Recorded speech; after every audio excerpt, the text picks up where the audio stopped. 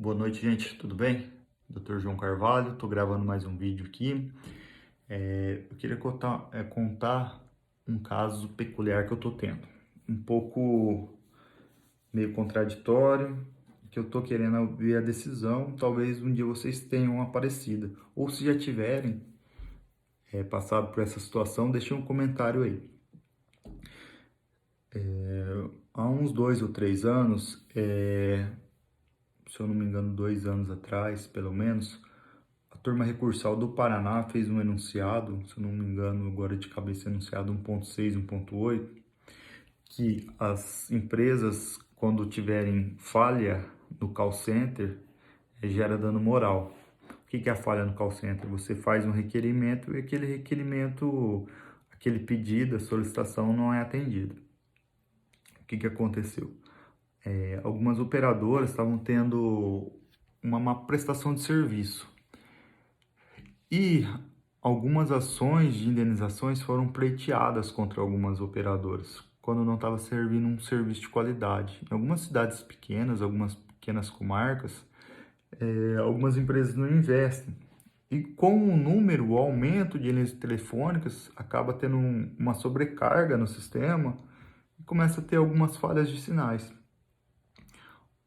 Diante disso, algumas pessoas realmente têm essas falhas de sinais e buscam o judiciário. E a turma recursal estava tendo entendimento. A terceira turma recursal julgava procedente esses pedidos. Aí, a partir de 2020, são 5 turmas recursais no Paraná, são a segunda instância em Curitiba. E lá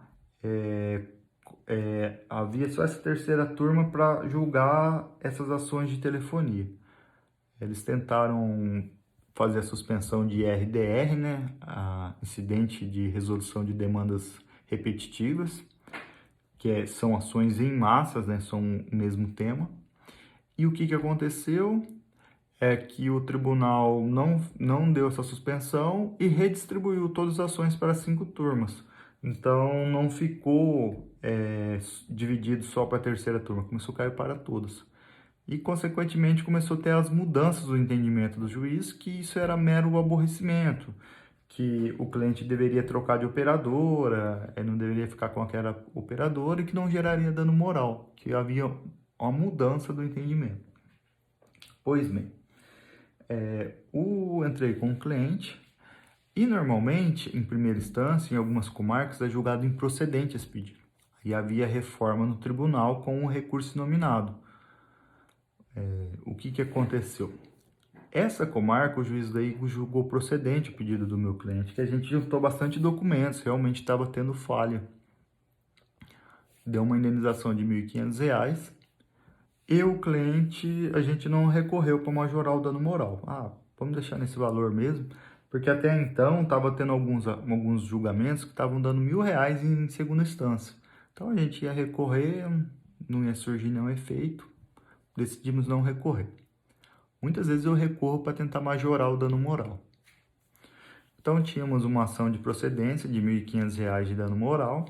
A operadora ingressou com recurso nominal. Chegou em segunda instância, o relator julgou com uma decisão monocrática. O que é decisão monocrática, doutor?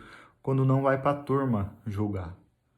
Não é o voto dos 3 desembargadores. O próprio relator, ele já julga de ofício o entendimento dele, aquela matéria.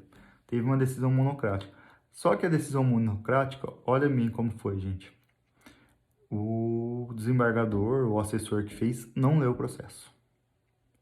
Como que a gente vê, pode ser um erro material, devia ter um tanto de demanda, mas esse processo não foi analisado. Porque ele deu uma decisão como se a minha sentença de primeira instância tinha sido improcedente, então ele não leu que foi procedente, e como se eu tivesse interposto o recurso. Ele falou que o recurso foi conhecido e não provido, que o recorrente não comprovou a sua tese, não comprovou que o serviço estava sendo prestado de má qualidade e que mesmo que houvesse essa prova, era um mero aborrecimento. Só que, Vossas Excelências, eu não recorri. A sentença foi procedente. primeira instância. Então, se eu não recorri, como que teve uma mudança que não foi provado um mero aborrecimento? Tá, doutor, e daí? Abriu o prazo, falei, nossa, que erro. Eu vou fazer um embargos declaração ou embargos infringentes? Embargos declaração, demonstrando uma omissão, né? Só falando, doutor, tá errado, ó, relator, você falou isso, mas, poxa, eu não entrei com recurso. Quem entrou foi a TIM, você tá indo na contramão. Nossa, né? Nesse meio tempo, quando eu abri o recurso, a TIM me ofereceu um acordo, R$ 1.800. Aí eu vi lá, tava com majoração de dano não foi majorado. Tava falando a condenação de 20% de honorários advocatícios, sucumbenciais. Falei, nossa, será que a TIM não entendeu errado, não quis fazer o embargos? Bom, aqui estaria como se a gente tivesse perdido, interposto, ainda falando da suspensão pela justiça gratuita. Aí eu pensei bem e tal, e aceitei o acordo. Bom, a TIM deve ter avaliado, a operadora, né, que é a TIM, né, já adiantando, deve ter avaliado bem esse acórdão e achou por bem fazer um acordo. Conversei com o meu cliente, o cliente aceitou, minuta feita, minuta assinado, e a TIM não protocolou no dia. Eu fiquei, nossa, e agora? Será que eles vão desistir? Foi protocolado. No outro dia, teve o protocolo. Aí eu peguei e falei, já fez o protocolo, vou renunciar ao prazo. Renunciei ao prazo. A hora que chegou a noite, a empresa reclamada, ela fez uma petição pedindo para o juiz não homologar o acordo, que eles daí fizeram a petição de embargos com efeitos infringentes, que é para mudar a decisão, que houve a contradição, houve a omissão e que é um rejulgamento da ação. E daí, gente? A gente tem uma minuta de acordo assinada no processo, mas que não houve homologação do juiz.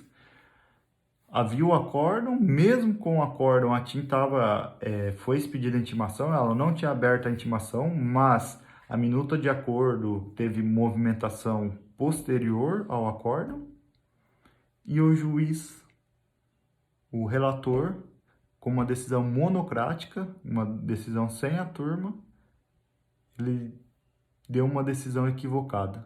E daí, gente, já passaram por isso? As ações de massa, que tanto às vezes dizem que os advogados fazem um Ctrl-C, Ctrl-V, como chegou no tribunal assim. Quem realmente está tendo essa falha, acaba não tendo seu processo analisado corretamente. E daí?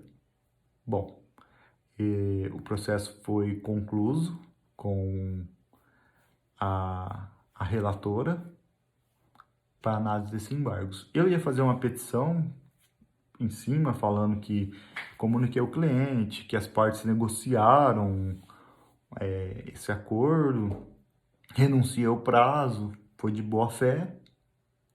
Bom, e aí? Então, eu fiquei bastante na dúvida. Normalmente, algumas ações que eu já tive em segunda instância, eles quase não homologam o acordo, eles devolvem para o juiz de primeira instância homologar. Bom, só que a relatora teve esses embargos infringentes de um erro que ela teve. Então, ou ela vai ter que se manifestar do acordo e da decisão dela. Bom, vamos aguardar. Quando tiver a resposta, eu vou colocar aqui, quando tiver a decisão, tá bom? É um caso que eu tive peculiar, nunca aconteceu comigo isso antes, mas eu fiquei bastante na dúvida, tô na dúvida ainda, o que a relatora vai despachar. Mas para vocês verem, né, foi um erro do relator, um acórdão, não leu. Talvez no dia deve ter feito 20, 30, 40 acórdãos e essa foi remetida no meio. E no como é corrido, né, esses julgamentos, às vezes marcam sessão para um dia, tem que fazer tantos acórdãos. acabou que passando batido por um erro até grave, né? Os embargos servem para isso, para sanar os erros, mas com uma minuta de acordo, olha como que esse caso ficou diferente. Mas a gente vai acompanhar, vamos ver se vai homologar. Aí normalmente a TIM deposita na conta. Eu acho que eles devem ter pedido para cancelar o pagamento. Aí eu só fico imaginando, daqui uns dias tem um pagamento na minha conta, um juiz não homologa, muda a decisão. Nossa, realmente é um caso de acompanhar, é um caso um pouco, né? Eu até comuniquei o cliente, falei, olha, a TIM viu que o acórdão foi desfavorável para a gente e ela pediu para não homologar, mas eu vou te acompanhando, vou mandando as decisões para que você possa acompanhar. Bom, vamos aguardar, gente. É um caso que eu quis compartilhar com vocês, porque talvez um dia vocês possam passar por isso. E um caso assim de interessante, tá bom? Beleza? Abraço, boa noite. Um bom resto de semana, hoje quarta-feira, dia 21 de julho de 2020. Beleza? Obrigado, boa noite, tchau, tchau.